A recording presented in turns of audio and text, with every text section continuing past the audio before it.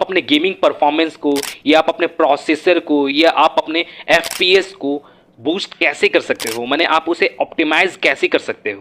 जैसे मैं आपको यहाँ पे पहला प्रोसेस बताने वाला हूँ कि पहला प्रोसेस में आपको करना क्या है। आपको अपने लैपटॉप के कीबोर्ड में Ctrl+Shift+ एस्केप बटन को आपको यहाँ पे प्रेस करना है और आप यहाँ पे देखोगे यहाँ पे मेरा जो टास्क मैनेजर है यहाँ पे कम्प्लीटली ओपन हो गया है। अब आपको करना क्या है कि जैसे आप यहाँ पे टॉप की ओर देखोगे, यहाँ पे आपको स्टार्टअप का आपको यहाँ पे एक ऑप्शन देखने को मिल जाएगा। तो आपको इस स्टार्टअप वाले ऑप्शन पे क्लिक करना है और यहाँ पे स्टार्टअप एप्लीकेशन आपको बहुत सारा आपको यहाँ पे शो होगा। जैसे आप यहाँ पे देख सकते हो, यहाँ पे मेरा स्टार्टअप एप्लीकेशन शो हो रहा है। तो अब आपको यहाँ पे करना क्या है कि यहाँ पे आपको जो भी स्टार्टअप ऐप का आपको यहाँ पे जरूरत नहीं है, जिसका नीड नहीं है, तो आपको उसे डिसेबल्ड कर लेना है। जैसे यहाँ पे जैसे आप देखोगे यहाँ पे मेरा ये कोटाना आपको यहाँ पे दिख रहा होगा, कोटाना स्टार्टअप ऐप। तो यहाँ पे मैं इसे डिसेबल कर दिया हूँ। और भी बहुत सारे एप्लीकेशन है, जैसे आप यहाँ पे देखोगे यहाँ पे माइक्रोसॉफ्ट एज है, तो मैं इसे भी डिसेबल कर दिया हूँ क्योंकि मैं क्रोम यूज़ कर रहा हूँ, तो मैं इसे डिसेबल कर दिया हूँ। यहाँ पे वन ड्राइव को भी मैं डिसेबल कर दिया हूँ क्योंकि मुझे इसका ज़रूरत नहीं है।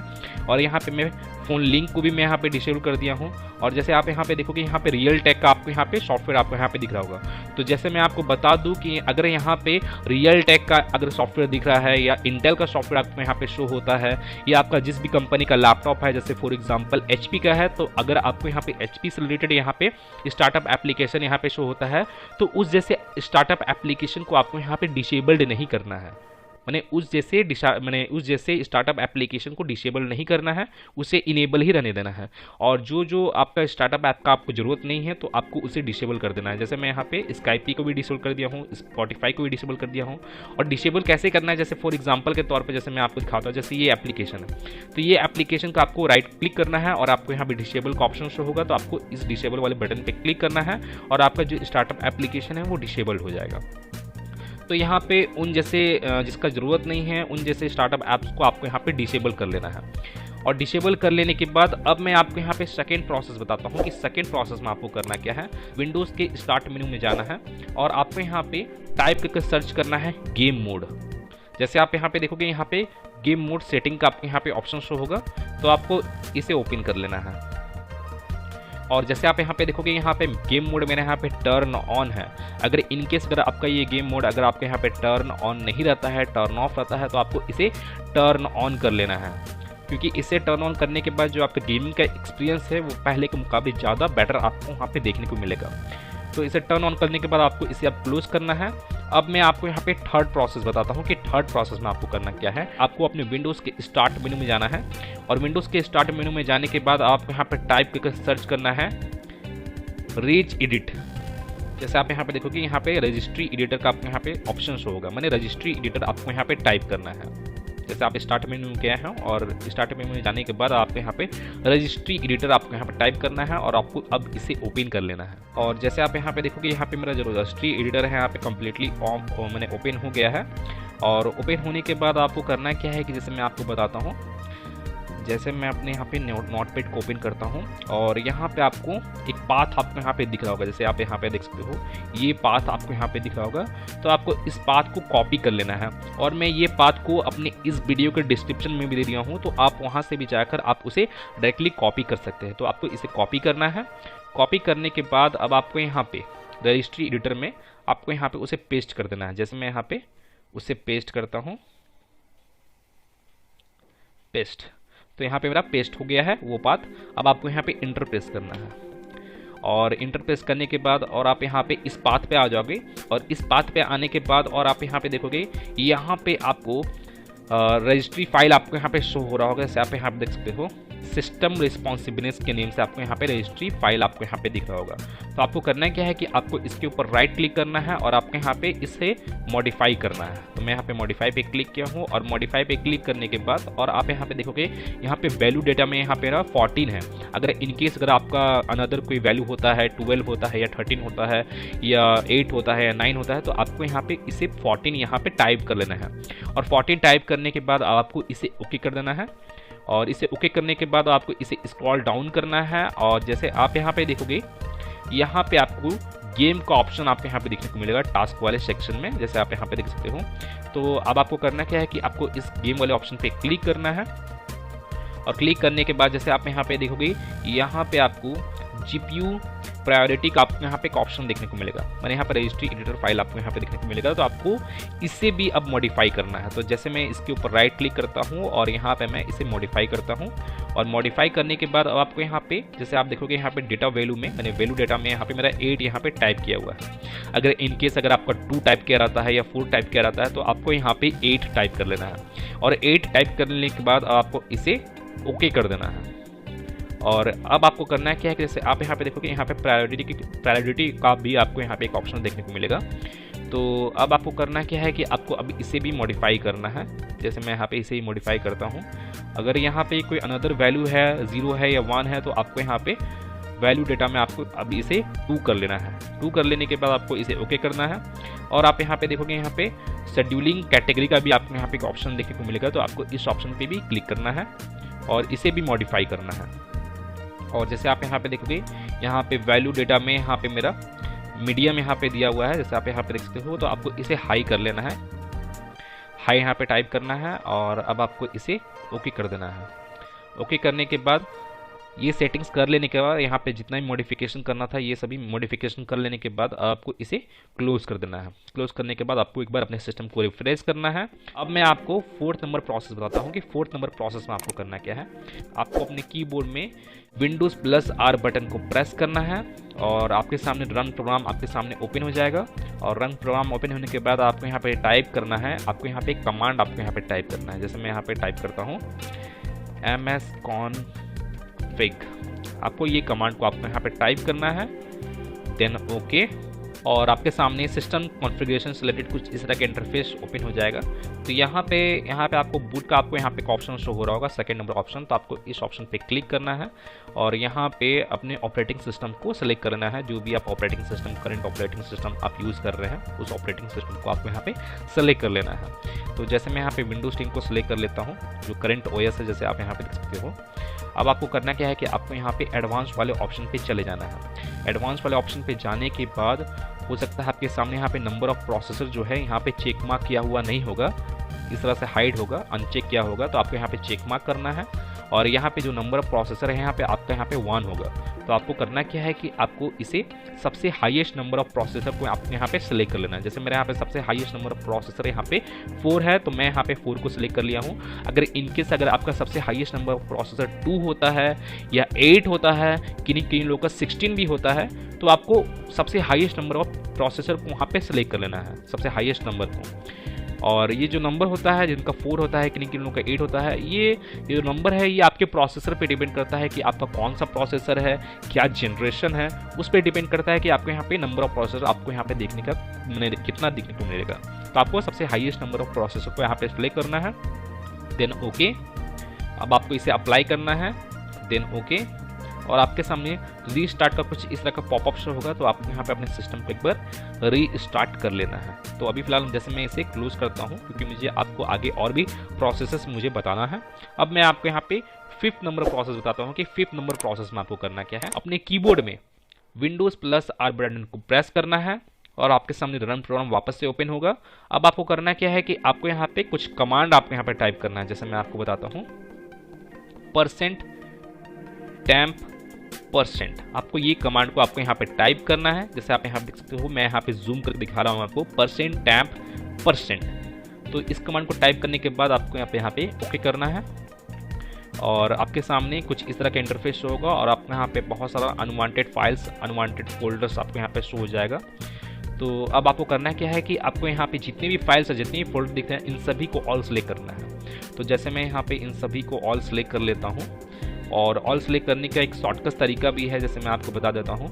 अगर आप अपने कीबोर्ड में Ctrl+A बटन को प्रेस करोगे तो यहाँ पे जितना भी फाइल या फोल्डर है वो टोटली यहाँ पे ऑल सिलेक्टेड हो जाएगा। जैसे मैं यहाँ पे प्रेस करता हूँ Ctrl+A और यहाँ पे ऑल सिलेक्ट हो चुका है।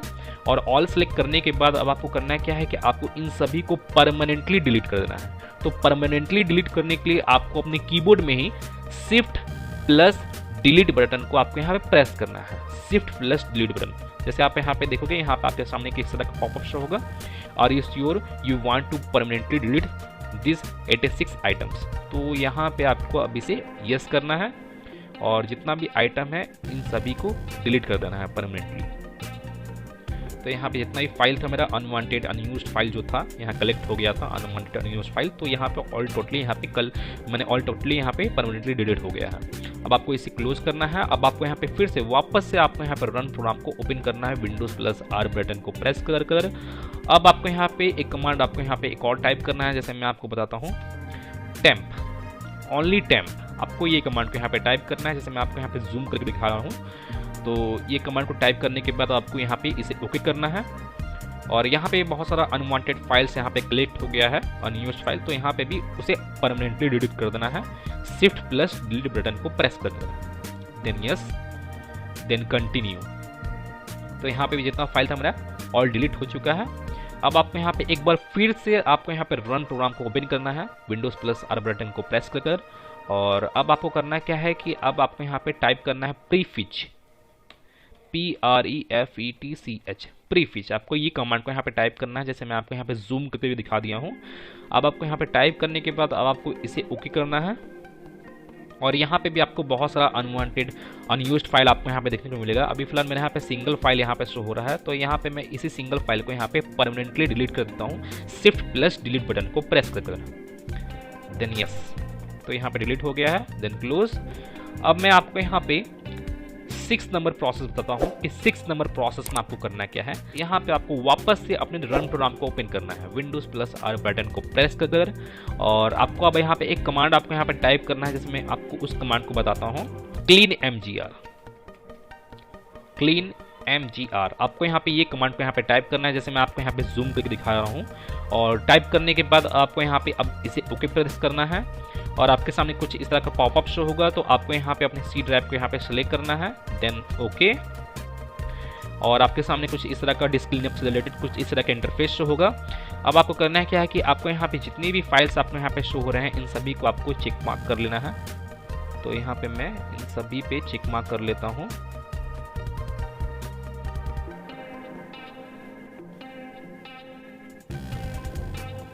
तो यहाँ पे मैं इन सभी पे चेक मार्क कर दिया हूँ। और जैसे मैं आपको बता दूँ कि इन सभी पे चेक मार्क करने के बाद यहाँ पे जो कंटेन होगा इन सभी के अंदर, जैसे आप यहाँ देख सकते हो, फॉर एग्जांपल के तौर पे यहाँ पे टेम्पररी फाइल जो है 1.68 MB है। और यहाँ पे मेरा रिसाइकिल बिन में 9.26 GB डेटा है। और भी बहुत सारा आपको यहाँ पे शो हो जाएगा, डाउनलोड में भी डाउनलोड नहीं है मेरा यहाँ पे। और भी बहुत सारे फोल्डर में फाइल में आपको यहाँ पे शो हो जाएगा, टेम्पररी फाइल्स, अनयूज्ड फाइल। तो अब आपको करना क्या है कि अब आपको यहाँ पे इसे ओके कर देना है, डिलीट फाइल्स पे आपको क्लिक करना है।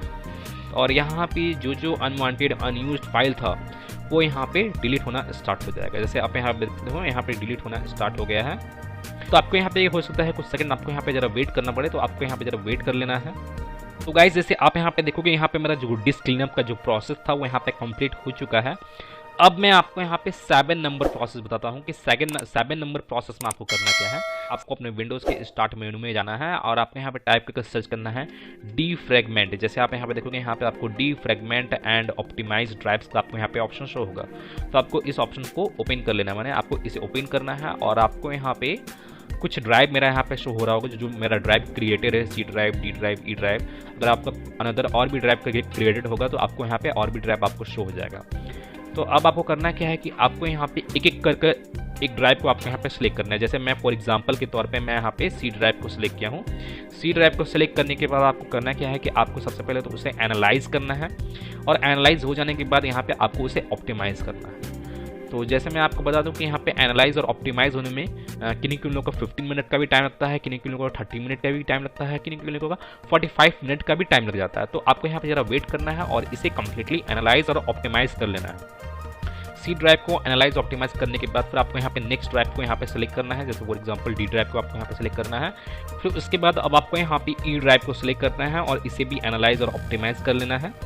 और मैं आपको बता दूं, जिन लोग का हार्ड डिस्क लगा हुआ है लैपटॉप में या कंप्यूटर में, तो उन लोग को ये ऑप्टिमाइजेशन से रिलेटेड जो ये प्रोसेस है, सी ड्राइव, डी ड्राइव, इन सभी को आपको मैंने मोस्ट इंपॉर्टेंट है जिनका हार्ड ड्राइव लगा हुआ है उन लोगों को करना। अगर SSD जिन लोग का लगा हुआ है तो वो लोग भी कर सकते हैं, कोई दिक्कत नहीं है। जैसे मेरे यहाँ पे SSD लगा हुआ है, सॉलिड स्टेट ड्राइव, जैसे आप यहाँ देख सकते हो। अगर जिन लोग का हार्ड डिस्क लगा हुआ है तो उन लोग को बहुत इंपॉर्टेंट है ये प्रोसेस को मैंने परफॉर्म करना। तो इन सभी को मैंने ऑप्टिमाइज कर लेने के बाद आपको अब इसे क्लोज करना है। और क्लोज करने के बाद अब मैं आपको यहाँ पे 8 नंबर प्रोसेस बताता हूँ कि 8 नंबर प्रोसेस में आपको करना क्या है। जैसे आप यहाँ पे देखोगे यहाँ पे आपको एक सॉफ्टवेयर आपको यहाँ पे शो हो रहा होगा। जैसे आप यहाँ पे देख सकते हो, यहाँ पे आपको बिस मेमोरी ऑप्टिमाइजर का आपको यहाँ पे सॉफ्टवेयर शो हो रहा होगा। तो आपको इस सॉफ्टवेयर को डाउनलोड कर लेना है और मैं इस सॉफ्टवेयर को अपने इस वीडियो मैंने अपने टेलीग्राम चैनल पे दिया हूँ, तो आपको मेरे टेलीग्राम चैनल का लिंक भी मेरे इस वीडियो के डिस्क्रिप्शन में देखने को मिल जाएगा। तो आप मेरे टेलीग्राम चैनल पे जाकर आप इस सॉफ्टवेयर को डाउनलोड कर सकते हो और डाउनलोड करने के बाद आपको इसे सिंपली इंस्टॉल कर लेना है। जैसे मैं यहाँ पे ऑलरेडी इंस्टॉल कर रखा हूँ। अब आपको जैसे मैं आपको दिखाता हूँ, जैसे मैं इसे ओपन करता हूँ। ओपन करने के बाद जैसे आप यहाँ पे देखोगे यहाँ पे 58% मेमोरी ऑप्टिमाइजेशन यहाँ पे शो हो रहा है। और जैसे मैं यहाँ पे अपने स्टार्टअप पे जाके जैसे मैं आपको दिखाता हूँ, मैं टास्क मैनेजर में गया और यहाँ पे मैं अपने टास्क मैनेजर को ओपन करता हूँ और मैं यहाँ पे अपने परफॉर्मेंस में जाता हूँ। और जैसे आप यहाँ पे देखोगे यहाँ पे मेरा मेमोरी ऑप्टिमाइजेशन में यहाँ पे 59% यहाँ पे शो हो रहा है और यहाँ पे भी मेरा 59% यहाँ पे शो हो रहा है। तो यहाँ पे क्या होगा कि जैसे यहाँ पे जितना हाई अगर आपके यहाँ पे मेमोरी यूजेस होगा तो वहाँ पे आपके सिस्टम का जो परफॉर्मेंस है वो कम हो जाता है। जो सिस्टम का परफॉर्मेंस है वो कम हो जाता है। यहाँ पे जितना ज़्यादा हाई मेमोरी यूजेस होगा, तो यहाँ पे रैम का ये मेमोरी यूजेस एक्चुअली दिखा रहा है 58%। तो आपको इसे कम करना है और ये जितना कम होगा वो उतना बेटर रहेगा आपके सिस्टम के लिए, आपके सिस्टम के परफॉर्मेंस के लिए, बूस्ट के लिए आपके सिस्टम का या गेमिंग बूस्ट में। तो जैसे आपको इसे कम कैसे करना है, जैसे मैं आपको दिखा रहा हूँ। जैसे मैं इस सॉफ्टवेयर का यूज़ कर रहा हूँ इसे कम करने के लिए। जैसे यहाँ पे 59% है। अब मैं यहाँ पे ऑप्टिमाइज वाले बटन पे जैसे मैं यहाँ पे क्लिक करता हूँ, मैं यहाँ पे आपको रियल टाइम में मैं आपको यहाँ पे दिखा रहा हूँ इसे परफॉर्म करके। तो मैं यहाँ पे ऑप्टिमाइज पे क्लिक करता हूँ। तो जैसे आप यहाँ पे देखोगे यहाँ पे मेरा कम हो रहा है और यहाँ पे भी मेरा कम हो रहा है। जैसे आप यहाँ देख सकते हो 29% है और यहाँ पे भी मेरा 29% है। तो इस सॉफ्टवेयर का यूज़ करके आप यहाँ पे अपने मेमोरी यूजेस को आप यहाँ पे कम कर सकते हैं और यहाँ पे जितना मेमोरी यूजेस कम होगा उतना आपके सिस्टम के लिए बेनिफिट रहेगा। परफॉर्मेंस आपको ज़्यादा देखने को मिलेगा, आपकी गेमिंग परफॉर्मेंस हो गया या FPS बूस्ट हो गया, आपको वहाँ पे ज़्यादा देखने को मिलेगा। तो गाइज मैं फिर मिलता हूँ नेक्स्ट वीडियो में। Till then and bye bye. और एक बात और, सब्सक्राइब बटन पे 2-3 फैट लगा दीजिएगा जिससे सब्सक्राइब हो जाए और घंटी वंटी गिर जाए।